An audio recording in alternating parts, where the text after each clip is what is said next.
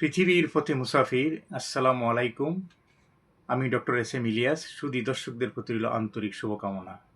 হৃদয়ে দিয়ে শোনার আহ্বান থাকলো, আশা করি মন গগনে সারা জাগবে। কিছু ভাবনায় আজকের আলোচনায় থাকছে স্বার্থপরতা। এই পৃথিবীর মানুষ খুবই স্বার্থপর, আত্মকেন্দ্রিক। নিজ স্বার্থের বাইরে সে এক পা এগুতে রাজি নয়।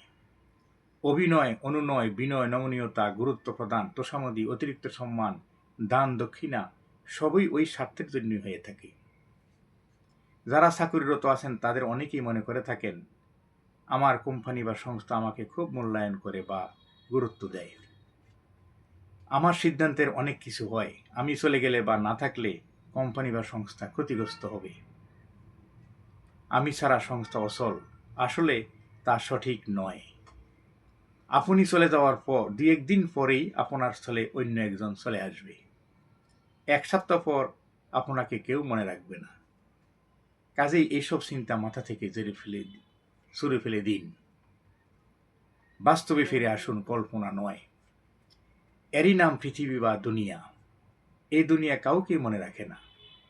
ততক্ষণই মনে রাখে যতক্ষণ আপনাকে তার প্রয়োজন। তারপরে আপনাকে মুখ থেকে পানির পিকিন নেয় ছুঁড়ে ফেলবে।